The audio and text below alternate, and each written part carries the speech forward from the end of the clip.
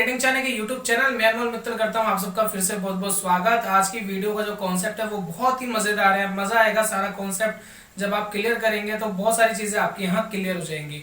तो दोस्तों, जब भी एक नया आदमी स्टॉक मार्केट में आता है, चाहे मैं हूं चाहे आप हो, तो हमेशा एक रिस्क फैक्टर हमेशा बना रहता है। क्या हमारा पैसा मल्टीप्लाई हो जाएगा?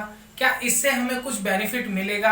ये जो पैसा हम लगा रहे हैं, भैया हमने ये तो सुन लिया कि पैसा 10 साल के लिए लगाना है, 20 साल के लिए लगाना है, लेकिन जो 20 साल तक हम मेहनत करेंगे, जो हम हर महीने पैसे लगाए या इकट्ठे पैसे लगाए, यानी जो भी पैसा हम उसके अंदर लगाएंगे, एक मेहनत से कमाया हुआ पैसा, क्या 20 साल तक वो उतना रिटर्न दे पाएगा जितना मैं सोच रहा हूँ, या कुछ हद तक दे पाएगा जितना हम सोच रहे हैं? तो बेसिकली दोस्तों, ये 20 साल पुरानी जो बात है या 20 साल आगे की जो बात है, ये हमेशा कहीं ना कहीं जहन में रहती है कि आगे क्या होगा किसी को पता नहीं, और 20 साल बाद अगर कुछ नहीं हुआ तो वो 20 साल की पूरी मेहनत खराब चली जाएगी, पूरी वेल्थ खराब चली जाएगी, पूरा इन्फ्लेशन का जो रूटीन है वो भी खराब चले जाएगा, नहीं ऑल ओवर बहुत ज्यादा नुकसान सहना पड़ेगा।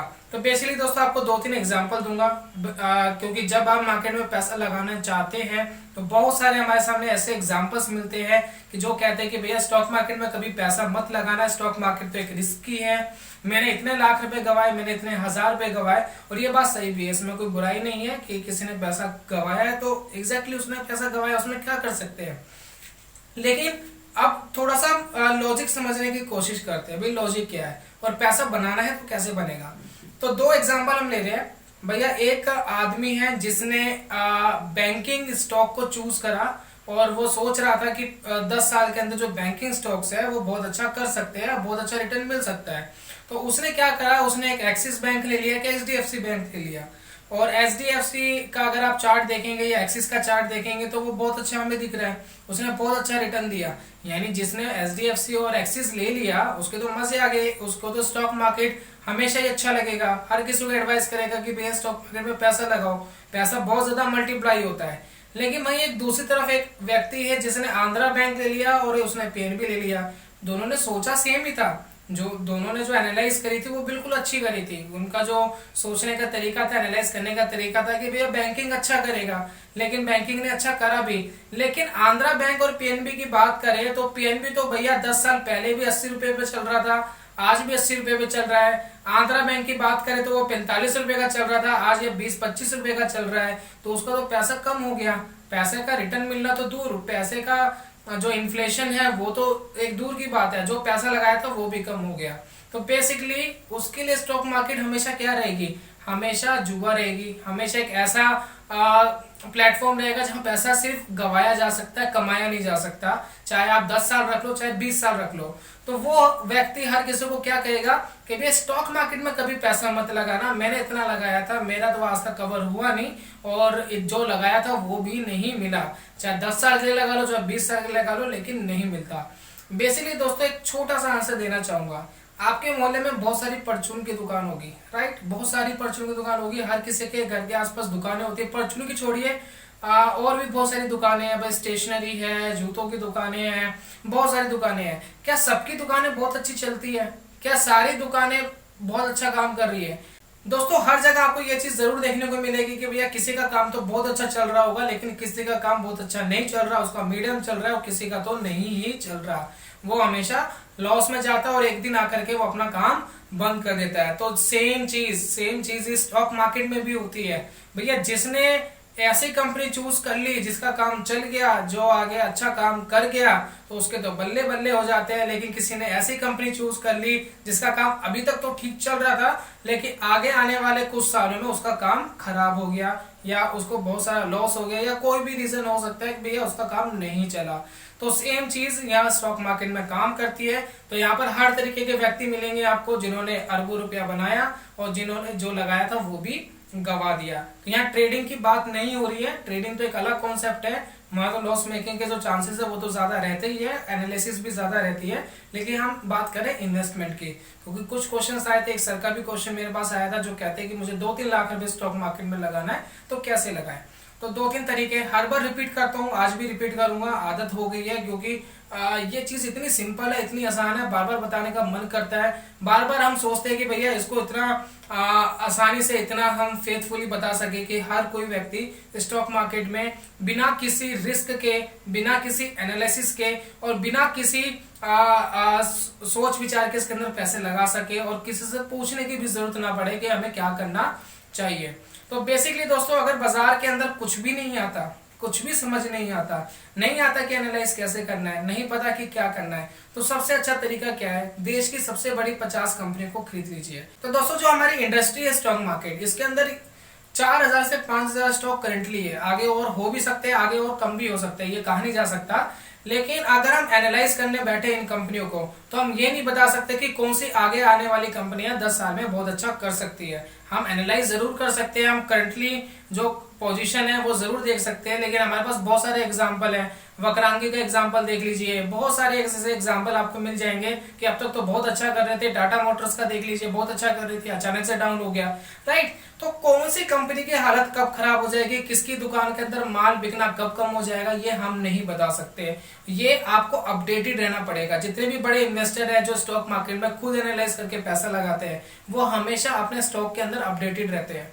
वॉरेन बफेट को देख लीजिए, रामदेव अग्रवाल साहब को देख लीजिए, राकेश झुनझुनवाला को देख लीजिए, विजय केडिया को देख लीजिए, डेली न्यूज़पेपर पढ़ते हैं भाई साहब, एक एक पॉइंट, एक एक पल वो अपना स्टॉक का एनालाइज करते हैं कि भैया आज क्या होगा, क्या हो सकता है, या कंपनी के अंदर कौन सी न्यूज आ रही है, वो प्रॉपर अपडेटेड रहते हैं। और कोई भी उनको गड़बड़ लगती है तो वो अपना सौदा काटते हैं, उससे बाहर होते हैं, और सौदे में बना रहना है या नहीं रहना, यही अपडेशन उनको बताती है। तो बेसिकली दोस्तों, जब हम रिटेल इन्वेस्टर की बात करते हैं, जो डेली बेसिस पे या तो अपना कोई छोटा मोटा बिजनेस करता है जो स्टॉक मार्केट से अलग है, या कोई नौकरी पेशा व्यक्ति है, या कोई भी है, तो वो इतना एनालाइज कर सकता है? नहीं कर सकता। क्या इतना एक्सपीरियंस ले सकता है? नहीं ले सकता। कोई लेना चाहते तो बहुत अच्छी बात है, लीजिए, उसमें कोई प्रॉब्लम नहीं है, लेकिन जो नहीं ले सकता हम उसकी बात कर रहे हैं।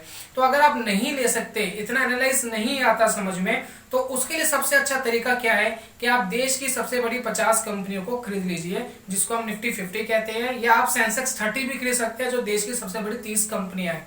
ये कंपनियां दोस्तों हमेशा 50 बड़ी ही रहेगी। रीजन क्या है? मान लेते हैं आज देश की जो 50 बड़ी कंपनियां हैं, इनमें से कुछ कंपनियां ऐसी निकली जिनका दिवालिया निकल गया, जिनकी दुकान बंद होगी, जिनका माल बिकना बंद हो गया, कोई भी दिक्कत आ गई और वो कंपनियां खराब हो गई, उनका स्टॉक गिरना स्टार्ट हुआ, तो वो कंपनियां ऑटोमेटिक निफ्टी से बाहर हो जाएंगी, उस इंडेक्स से बाहर हो जाएंगी, और उसकी जगह नई कंपनी आ जाएगी। उसके जगह जब नई कंपनी आएगी तो वो इंडेक्स को ऊपर लेके जाएगी। तो इसलिए इंडेक्स कभी भी डाउन नहीं होता। यहाँ पर पीछे चार्ट भी दिख रहा होगा आपको निफ्टी 50 का, यहाँ पिछला 30-35 साल का चार्ट है। किसी भी भाई ने यहाँ पर अगर पैसा लगाया होता किसी भी साल में, तो वो प्रॉफिट में रहता, क्योंकि बाजार अब ऑल टाइम हाई पे चल रहा है, बाजार अपने अधिकतम मूल्य पे चल रहा है। अगर आप बेचते किसी भी साल में खरीदा होता तो आप मुनाफे में ही बाहर निकलते। तो मुझे उम्मीद है कि आपको ये चीज जरूर समझ में आ गई होगी। तो ये कॉन्सिडेंस हमारे साथ भी हुआ जब हमने स्टॉक मार्केट के बारे में पढ़ना स्टार्ट करा। हम स्टार्टिंग की बात बता रहे हैं। तो हमारा ग्रुप था, कुछ 3-4 जो स्टूडेंट्स थे, हम इकट्ठे हुए और जुनून था कि भाई स्टॉक मार्केट को समझेंगे, इसके अंदर हम वॉरेन बफेट बनने की कोशिश करेंगे। भैया वॉरेन बफेट ने जैसे कमाया हम भी कमाएंगे, ये हमारी सोच थी। तो हम गए, हमने एनालाइज करना स्टार्ट करा, बहुत सारी बुक्स पढ़ी, डेमो ट्रेडिंग करने की स्टार्ट करी, हमने डेमो इन्वेस्टमेंट करने की स्टार्ट करी, यानी बहुत सारी चीजें हमने करी जो हमें पहले करनी चाहिए। और सभी चीजें करने के बाद हमने कुछ स्टॉक्स चुने, उनका पोर्टफोलियो बनाया और पोर्टफोलियो बना के हमने रखा। जब हमने पोर्टफोलियो बना के रखा दोस्तों, तो हमने उसको ट्रैक करते रहे। भाई 6 महीना हो गया, 1 साल हो गया, 1.5 साल हो गया, 2 साल हो गया, और 2 साल के बाद जब हमने पोर्टफोलियो को निफ्टी से कंपेयर करा, तो वहां हमने देखा कि हमारा पोर्टफोलियो तो निफ्टी को बीट ही नहीं कर पाया, बल्कि हमारा पोर्टफोलियो तो डाउन था, लेकिन निफ्टी जो था वो अप था, वो काफी अच्छे परसेंटेज से अप था। तो हमने सोचा भी इतना एनालाइज करा, इतना सब कुछ देखा, लेकिन फिर भी हम निफ्टी को बीट नहीं कर पाए। तो इतनी मेहनत करने का क्या फायदा था?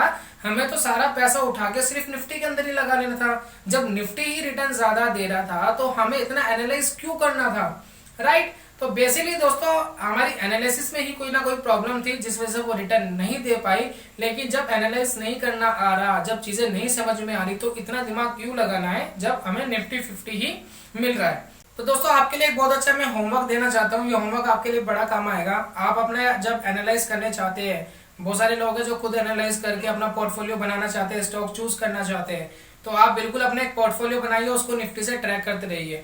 जिस दिन आपको लगे कि आप निफ्टी को कंटिन्यू बीट कर पा रहे हैं, तो आप समझ लीजिए कि आपकी जो एनालिसिस है वो निफ्टी से ज्यादा बेहतर है, ज्यादा बेहतरीन काम कर रही है, और तभी जाकर के आप सारा पैसा उस बेसिस पे लगाइए। अदरवाइज निफ्टी को बीट करना ही बड़ा मुश्किल है। निफ्टी को बीट करके ही दिखाओ। 15-16% जो भी मिल रहा है, 17% का रिटर्न CAGR मिलता है, वो भी निफ्टी को बीट करना मुश्किल हो जाता है, क्योंकि हमें प्रॉपर नॉलेज नहीं है। हालांकि इन्वेस्टमेंट के लिए बहुत सारे हमने स्ट्रेटेजी और टेक्निक बताई है, लेकिन हर कोई उसको बहुत अच्छे तरीके से फॉलो नहीं करता, और इसलिए वो नुकसान का कारण बनता है। तो बेसिकली दोस्तों, अगर आपको कुछ समझ में नहीं आता, जब कुछ आता ही नहीं समझ में, तो आप निफ्टी 50 के अंदर इन्वेस्टमेंट कर सकते हो।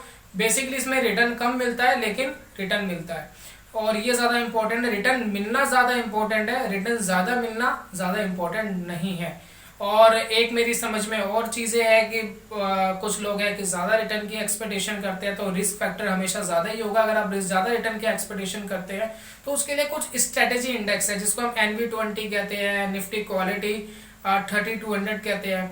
कुछ ऐसे इंडेक्स हमारे पास अवेलेबल है, इनके बारे में हम ऑलरेडी वीडियो बना चुके हैं, तो डिस्क्रिप्शन पर लिंक मिल जाएगा, वहां पर आपको ज्यादा रिटर्न मिल सकता है। यहाँ पर आपको जो इंडेक्स जो बना हुआ है, जो पोर्टफोलियो बना हुआ है, एक स्ट्रेटेजी के ऊपर बना हुआ है, और वो स्ट्रेटेजी आपको ज्यादा रिटर्न देने में कैपेबल है। तो बेसिकली दोस्तों, अगर आपको ज्यादा रिटर्न चाहिए तो वो काम आप यहाँ कर सकते हैं। और अगर आप निफ्टी 50 में ज्यादा सिक्योरली काम करना चाहते हैं, ज्यादा रिस्क लेना नहीं चाहते, ज्यादा फ्लक्चुएशन से डर लगता है स्टॉक मार्केट के अप एंड डाउन से, तो आप सिर्फ मेन जो हमारा इंडेक्स है निफ्टी 50 या सेंसेक्स 30, इन दोनों का आप खरीद सकते हैं। सेंसेक्स 30 का ETF कैसे खरीदना है शायद मैंने बहुत डीपली नहीं बताया, तो आने वाली वीडियो में शायद मैं आपको प्रैक्टिकली बता दूं कि वो काम आपको कैसे करना है। तो बेसिकली दोस्तों, सिंपल सा मेथड ये है कि कुछ समझ में नहीं आता तो इंडेक्स को खरीद लीजिए। बैंकिंग स्टॉक को खरीदना चाहते हैं, भैया कुछ लोग हैं बैंकिंग पे ज्यादा फेथ करते हैं कि बैंकिंग स्टॉक ही खरीदना है, लेकिन ये समझ नहीं आ रहा कि कौन सा स्टॉक खरीदना है, ये समझ नहीं आ रहा कि ये कंटिन्यू काम करेगा नहीं करेगा, 10 साल 20 साल के लिए सही है या नहीं है। तो जब कुछ समझ नहीं आ रहा कि बैंकिंग स्टॉक क्या करेगा, लेकिन खरीदना बैंकिंग है, और हम एक्सपर्ट से पूछ रहे हैं, हम न्यूज चैनल पे कहीं ना कहीं कॉल करके पूछ रहे हैं कि भैया ये करेगा नहीं करेगा, तो वो भी कहते हैं कि भैया हो सकता है, कंफर्मेशन नहीं है। तो बेसिकली दोस्तों, सबसे अच्छा तरीका बता रहा हूँ, निफ्टी बैंक को खरीद लो। किसी भी इंडस्ट्री में ये टेक्निक काम करती है। IT का कोई स्टॉक खरीदना चाहते हो, कंफ्यूजन है कौन सा स्टॉक खरीदूं, समझ नहीं आ रहा, तो निफ्टी IT खरीद लो, राइट। जो उसके इंडेक्स है, उस इंडेक्स के स्टॉक खरीद लो। अगर कोई इंडस्ट्री ऐसी है जिसके अंदर स्टॉक को आपको समझ नहीं आ रहा कि क्या करना चाहिए, उस इंडस्ट्री को ही खरीद लो, उसका इंडेक्स ही खरीद लो। जो भी कंपनी उस फील्ड के अंदर अच्छा कर रही होगी, वो ऑटोमेटिक उस इंडेक्स के अंदर ही रहेगी, और जो कंपनी खराब करेगी वो उससे बाहर हो जाएगी। अगर निफ्टी बैंक की बात करें, तो जिन्होंने PNB आंध्रा बैंक खरीदा था 10 साल पहले, भैया उनका पैसा तो कुछ हुआ नहीं, लेकिन अगर निफ्टी बैंक में ही पैसा लगा देते, कुछ भी सोचते नहीं, कुछ भी एनालाइज नहीं करते, तो पैसा 6 से 8 गुना हो जाता। निफ्टी IT में ही लगाते थे पैसा, तब भी आपका पैसा 8 से 10 गुना के आसपास हो जाता। तो कुछ सोचने समझने की जरूरत ही नहीं है, स्टॉक चूज करने की जरूरत ही नहीं है, कुछ भी नहीं एनालाइज नहीं करना है, तो निफ्टी 50 को खरीद लो।